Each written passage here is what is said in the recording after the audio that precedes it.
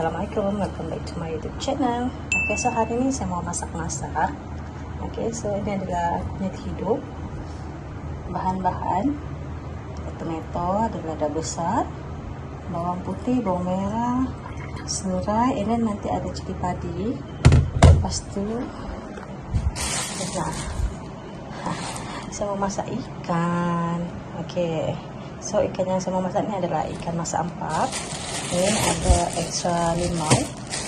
Kalau mau masam boleh ni lah. Oh sorry, kalau mau masam boleh tambah limau. Ini kita akan guna nih asam keping besi Sabah. Lepas tu nanti akan ni lah kita guna perencah dia. Okay, so jom kita masak. Lepas kita tunggu dulu naik kunyit hidup. Kita boleh guna lasam batu ataupun blender teruslah. Okey, ataupun saya tumbuk kasar boleh. Kalau blender kasar halus lah. Oops, ikan masak sup besi Sabah. Kalau di Semenanjung panggil apa ni? Ikan masak apa namanya panggil ni? Oh, ikan singgang. Okey, so yang ni kita orang panggil ikan masak ampap. Gitu. Next kita masak bawang merah. Ditumbuk dulu semua bahan, okey? Terus masukkan minyak. Okey. Sikit dulu. Okey. Jangan banyak sangat, okey? Lepas tumis ni serai. Lihatlah. So masukkan dulu.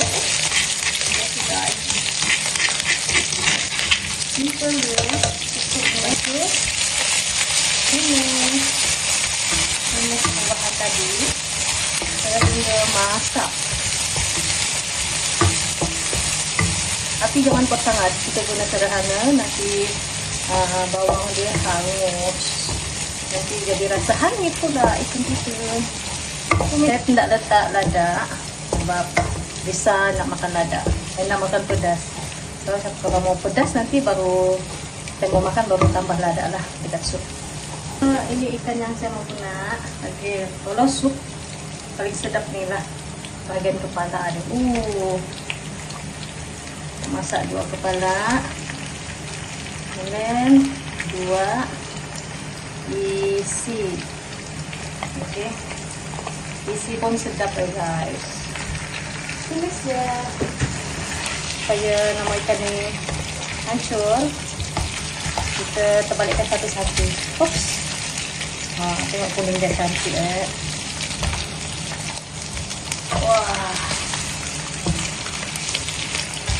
Pasti macam biasa. Kita letak air.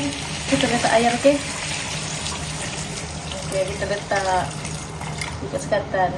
Okey, macam ni pun okey je lah. Paras ikan, okey? Paras ikan. Kalau siapa mau lebih kuah, kalau letak air banyak lah. Kalau just nice, yang kuah pekat, ikut macam ni, ikut paras ikan dekat kuali. Okay. Tapi kalau banyak pun dia akan mendidih, dia akan tos juga lah tu kuah dia.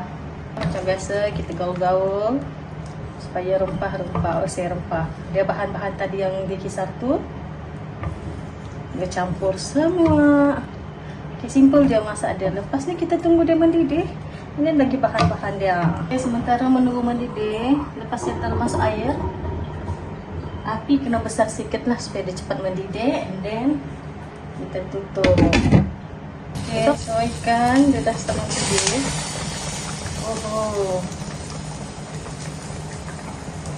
Kita masukkan bahan seterusnya. Okay, ini asam keping. Asam keping besi Sabah macam ni tau. Okay, kalau besi Semenanjung kan dia just besar. Itu boleh letak satu je, okey? 1 atau 2 lah. Kalau nak masak boleh letak 2. Ini saya kena letak banyak sebab dia kecil je. Ini ada besar. Saya dah hiris macam ni. Dan tomato macam ni. So kalau macam korang suka masam lagi, boleh letak limau lah. Okay, so kita letak. Bismillah. Ini sebagai hiasan dia jugalah, supaya tak nampak kosong. Okay, lada besar ni dia tak pedas sangat. Budak boleh makan. And then asam keping. Lepas tu kita letak perasa. Kita guna Ajinomoto dengan garam sahaja. Kita letak Ajinomoto. Ni garam. Garam ni kurang masin tau. So saya letak banyak sikit lah ni garam. Ni bukan garam Himalaya tau. Ini garam saya beli dekat farmasi. Kita gaul-gaul sikit. Jangan gaul kuat sangat. Nanti ikan hancur. Kita tutup lagi sehingga kuah dia nampak pekat lah. Okay, kita tutup. Kita tunggu sampai kuah pekat sikit. Okay guys, so saya tambah limau lagi. Berapa saya punya husband dah juga masam-masam. Wah, sedap lah. Limau ni dia bagi pekat kuah juga ya. Okay, actually dia dah masak dah. So saya rasak dulu, nanti saya hias dekat mangkuk. Okay, jom. So saya dah siap masak. Okay, ni adalah ikan ampap. Satu mangkuk for my husband. Satu mangkuk lagi untuk saya. Okay. And then nasi pun dah siap. So jomlah kita makan. And then ini dia tinggal kasih tambah lada lagi, cili padi sama limau. Tapi ni dah masam, dia lagi. Dia mau lagi suka masam lagi. Okay, dia mau tambah limau. Saya just nasi saja masam dia. Kalau dia memang kuat makan masam, kuat makan lada. Begitulah tu.